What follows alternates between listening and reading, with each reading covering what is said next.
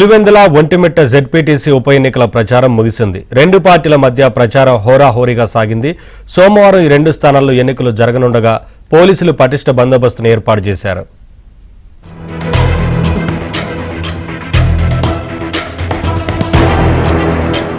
Pulivendula Vontimitta ZPTC ఉప ఎన్నికలకు ప్రచారం ముగిసింది. ఎల్లుండి రెండు స్థానాలకు పోలింగ్ జరగనుంది. పులివెందులలో 11 మంది, ఒంటిమిట్టలో 11 మంది పోటీలో ఉన్నారు. పులివెందులలో 15 పోలింగ్ కేంద్రాల్లో 10,631 మంది ఓటర్లు ఉన్నారు. ఇక ఒంటిమిట్టలో 30 పోలింగ్ కేంద్రాల్లో 24,606 మంది ఓటర్లు ఉన్నారు. బ్యాలెట్ పేపర్ ద్వారా ఈ ఎన్నికలు జరగనున్నాయి. ఈ నెల 14న ఫలితాలు వెల్లడిస్తారు. పులివెందుల జెడ్పీటీసీ ఉప ఎన్నికల్లో మొత్తం 45 సమస్యాత్మక ప్రాంతాలను గుర్తించామని, అక్కడ పటిష్టమైన బందోబస్తును ఏర్పాటు చేసినట్టు జిల్లా ఎస్పీ అశోక్ కుమార్ తెలిపారు.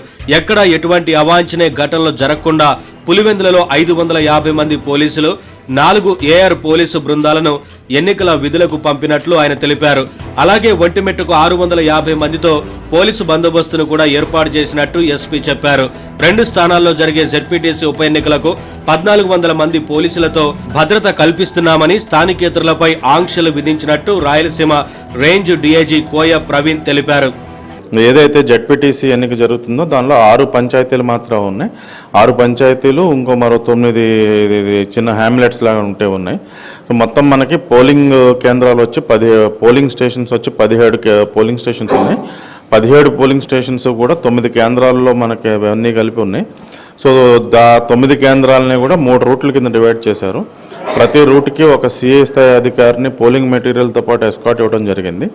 ప్రతి పోలింగ్ సెంటర్ ఏదైతే ఉందో, లొకేషన్ ఏదైతే ఉందో కేంద్రం 9 కేంద్రాల వద్ద కూడా 9 మంది సిఐ స్థాయి అధికారులు, ప్రతి పోలింగ్ స్టేషన్ వద్ద కూడా ఒక ఎస్ఐ స్థాయి అధికారితో మనం పెట్టాం. మొత్తం ప్రతి పోలింగ్ కేంద్రాన్ని కూడా సంశయాత్మక పోలింగ్ కేంద్రంగానే మేము అభివర్ణిస్తున్నాం. పాత నేరస్తులు, రౌడీ షీటర్లను బైండ్ ఓవర్ చేశామని, ఇతర ప్రాంతాల నుంచి వచ్చేవారు సాయంత్రం 5 గంటల లోపల వెళ్లిపోవాలని కూడా ఎస్పీ ఆదేశించారు. ఇతర ప్రాంతం నుంచి వచ్చిన ముఖ్య నాయకులందరినీ కూడా ఇక్కడి నుంచి పంపించే ఏర్పాటు చేస్తాం. అదేవిధంగా పోలింగ్ రోజు ఏదైతే మంగళవారం 12వ తారీఖు ఉందో ఆ రోజు పులివెందుల నగరంలో నివాసం ఉండి పులివెందుల్లో ఈ యొక్క ఓటింగ్కి ఎటువంటి ట్రబుల్ క్రియేట్ చేసే వాళ్ళందరినీ కూడా వాళ్ళపై మేము నిఘా పెట్టి అవసరమైనంత వరకు అవసరమైన వ్యక్తులను అదుపులోకి కూడా తీసుకుంటాక మేము పక్కా ప్రణాళికతో ఎంత సిద్ధంగా ఉన్నాం. మరోవైపు జెడ్పీటీసీ ఉప ఎన్నికల్లో ఎలాగైనా గెలవాలనే ఉద్దేశంతో అడ్డదారులకు తెరదీసింది వైసీపీ. ఇప్పటికే ఓటర్లను ప్రలోభ పెట్టేందుకు రంగం సిద్ధం చేసినట్టు తెలుస్తోంది. ఓటుకు 10,000 ఇచ్చేందుకు కూడా సిద్ధమయ్యారనే ప్రచారం జరుగుతోంది. తీవ్ర ఉత్కంఠ రేపుతున్న పులివెందుల ఒంటిమిట్ట జెడ్పీటీసీ ఉప ఎన్నికలకు సమయం దగ్గర పడింది.